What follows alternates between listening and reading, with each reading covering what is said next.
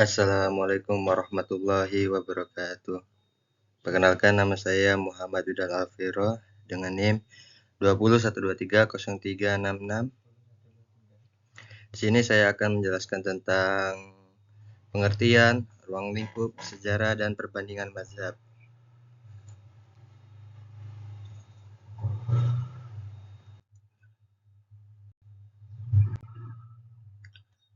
Ushul fikih merupakan salah satu ilmu disiplin yang penting dalam kajian hukum Islam.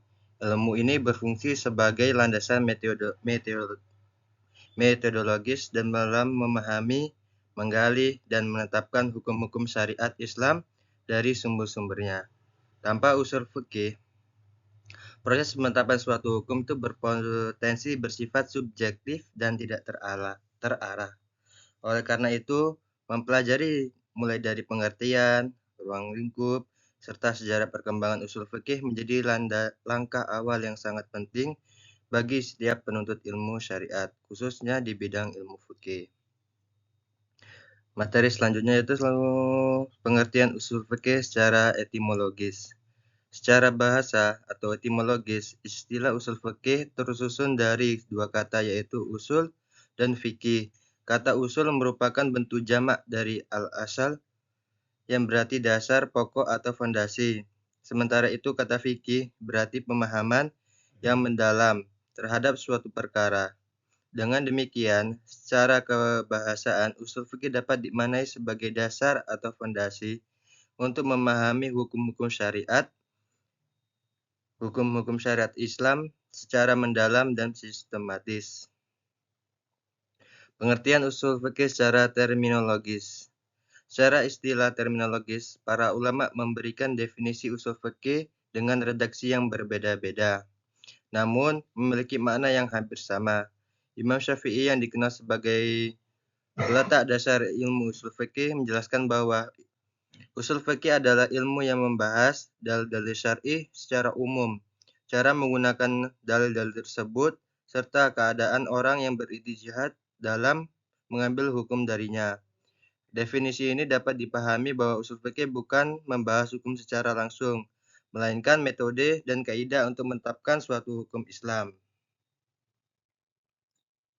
Selanjutnya, ruang lingkup usul fikih. Yang pertama, dalil-dalil syar'i. Ruang lingkup pertama usul fikih adalah pembahasan tentang dalil-dalil syar'i. Dalil syar'i meliputi Al-Quran, Sunnah, Ijma', Qiyas, serta dalil-dalil pendukung lainnya yang diperselisihkan para ulama. Usul fikih membahas kedudukan dalil-dalil tersebut, tingkat kekuatannya, serta cara memahami dan menggunakan dalam penetapan suatu hukum. Yang kedua, metode istinbat. Metode istinbat adalah cara atau proses menggali hukum dari dalil-dalil syar'i. Dalam usul fikih dijelaskan bagaimana hukum diambil dari nas yang bersifat umum atau khusus, mutlak atau muqayyad, serta bagaimana menyikapi nas yang tampak bertentangan. Metode istinbat ini menjadi pedoman agar penetapan hukum dilakukan secara ilmiah dan bertanggung jawab. Selanjutnya, syarat mujtahid. Usul fikih juga membahas syarat-syarat mujtahid yang harus dimiliki seorang mujtahid. Seorang mujtahid tidak boleh sembarangan dalam menetapkan suatu hukum, melainkan harus memiliki kemampuan keilmuan tertentu seperti penguasaan bahasa Arab, pemahaman Al-Quran dan hadis, pengetahuan tentang ijma' dan qiyas, serta pemahaman terhadap kaidah-kaidah usul fikih. Hal ini bertujuan agar hasil ijtihad tidak menyimpang dari prinsip-prinsip syariat Islam. Yang keempat, kaidah hukum. Kaidah hukum atau kaidah usuliyah merupakan prinsip-prinsip umum yang digunakan dalam penetapan suatu hukum. Kaidah ini membantu ulama dalam memahami pola hukum Islam, memudahkan penarikan hukum dari berbagai kasus, dan dengan adanya kaidah hukum, penetapan hukum menjadi lebih terstruktur dan konsisten. Selanjutnya, sejarah perkembangan usul fikih dapat dibagi dalam beberapa tahap sebagai berikut. Yang pertama, masa Rasulullah dan sahabat. Pada masa Rasulullah SAW, sumber hukum Islam langsung berasal dari wahyu, yaitu Al-Quran dan Sunnah. Apabila terjadi permasalahan, Rasulullah langsung memberikan penjelasan suatu hukum. Setelah beliau wafat, para sahabat melakukan penetapan hukum dengan berpegang pada Al-Quran, Sunnah, ijtihad, apabila tidak ditemukan dalil-dalil yang jelas. Yang kedua, masa tabi'in dan madrasah fikih.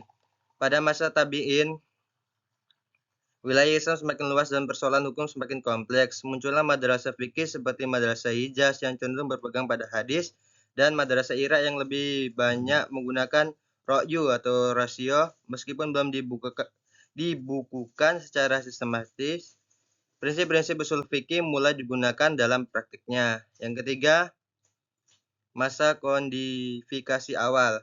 Tahap ini ditandai dengan mulainya dibukukannya ilmu usul fikih secara sistematis.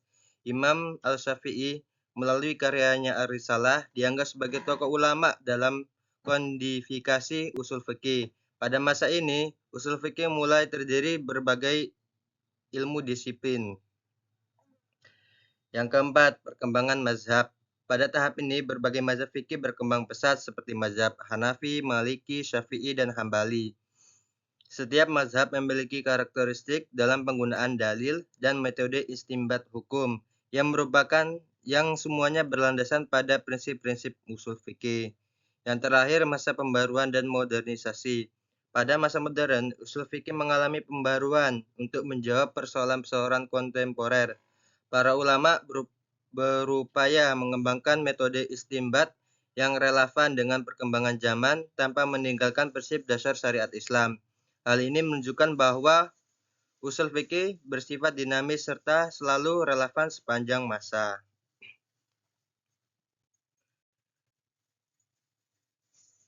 Demikian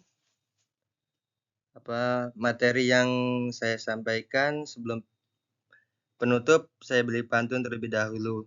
Pergi menuntut ilmu ke seberang, tak lupa bekal niat dan adab dijaga. Usul fikih menjadi dasar hukum yang terang, agar syariat tetap hidup sepanjang masa. Wassalamualaikum warahmatullahi wabarakatuh.